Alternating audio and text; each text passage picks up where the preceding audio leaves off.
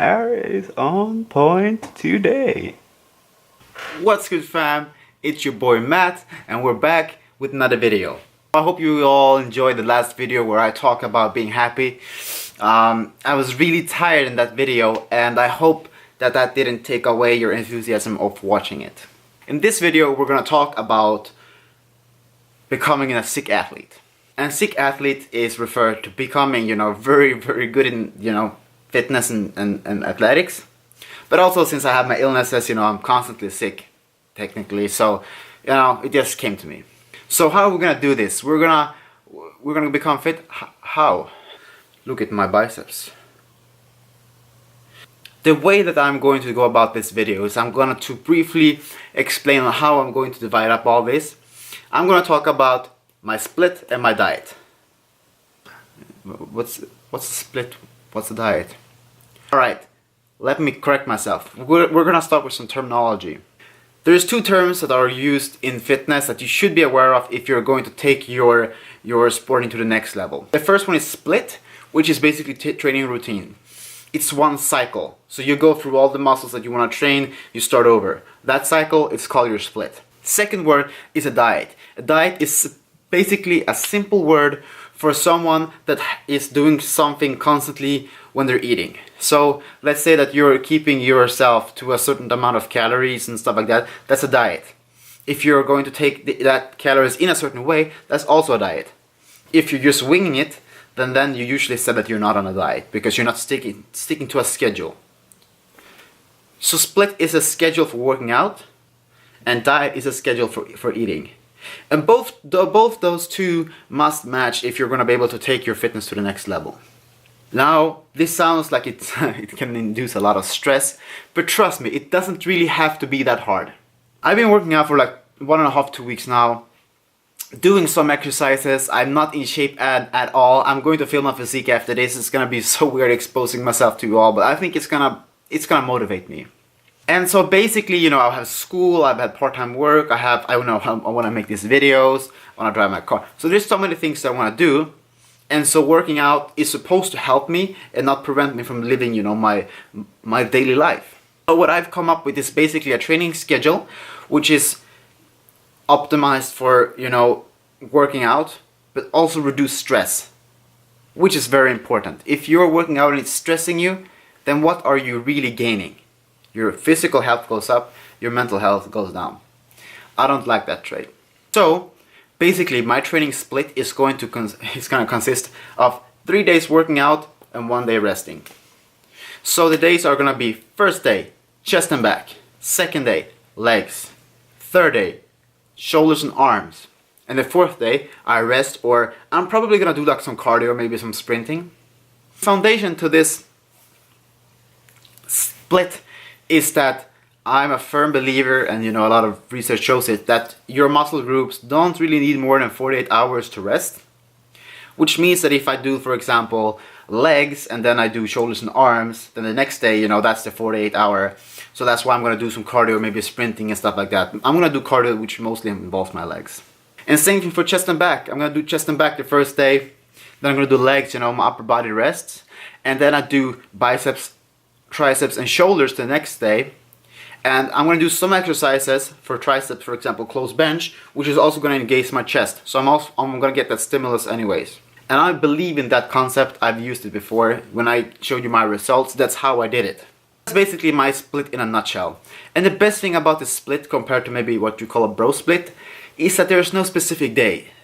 Usually you would have chest Monday, back Tuesday, legs Wednesday, cardio Thursday, arms, shoulder Friday, arms Saturday. That's actually a one split. The thing with that is, what if something comes up? What if you just can't make it to the gym? Are you gonna have to skip that muscle for the whole week? Can't have it that way, at least not me. So basically, I'm just doing day 1, day 2, day 3, and day 4. So if I have to skip a day for, I don't know, if maybe I'm traveling, I'm sick or whatever, I do get sick with my illness. And my illness is also, it's in, like the flare-ups is induced by stress. So I really have to minimize stress in my life. So let's say I have to skip a day. You know what, doesn't matter. I just keep on going with the schedule. the next day I'm doing. So let's say I have to skip day 1, chest and back. Well, the next day I go to the gym, I do chest and back, because it's not tied to a specific day of the week. Then this reduces so much stress. And I highly encourage you to try something like this. Another 3-day, 1-day off split is called leg push pull, which was one I started with. But I feel excited to try some things, switch things up. So that's why I'm choosing this one. Alright, so that's basically my split. As you see, my shoulders are gonna get a lot of attention on its own day, even though they're a fairly small muscle, and my legs too. I wanna be able to build strong shoulders. Strong shoulders is really important for me. So that's why I have them on their separate day. And arms is, who doesn't want to have nice arms?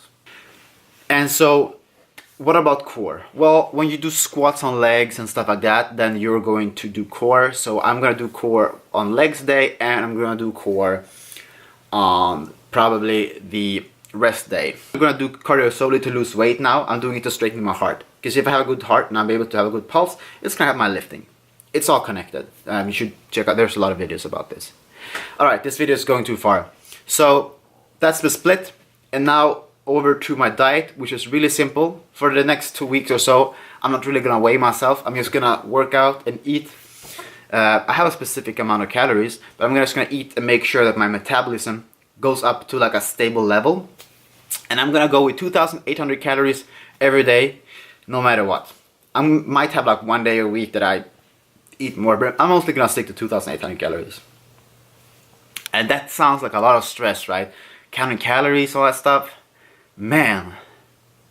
Luckily for me, I don't really mind what I eat. I just eat whatever I have to eat to get the work done. Eating for me it is a pleasure, but more so it's just another tool to get me through the day. I eat to have energy for school or working out and stuff like that. Basically what I do is I say, alright, I want 2,800 calories. I'm pretty heavy right now. I'm almost 90 kilos, which is way too heavy, but whatever. It's gonna be in the long run. It's not gonna matter. About 180 grams of protein. All right, so 180 grams of protein. I calculate how much calories that is. I deduct it, and then I see how much calories do I have left. And the calories that I have left, and the protein, by the way, just to make sure that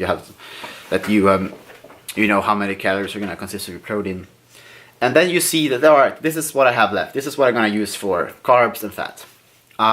Many different diets out there, many different studies are showing this and that about fats and carbs and sugars. For me, I'm going to keep it very basic. I'm not going to go strictly what the science says is best for the everyday guy. Because I'm no everyday guy. If I would eat like whole wheat bread, or if I would eat stuff like that, my stomach just crashes. So, white bread is something that I eat quite a lot because it's one of the few things that I can actually eat. So basically what I do is I calculate one time what would make 2,800 calories with the protein and you estimate, fats and carbs. For example, my breakfast, I'm really spoiled with this. I have 2 toasts and a cup of coffee. That's my breakfast. So that's this and that many calories. Then lunch, I want to have maybe fish, chicken, meat, or maybe beans, or I don't know, the protein. I don't say that you should eat this or you shouldn't eat that.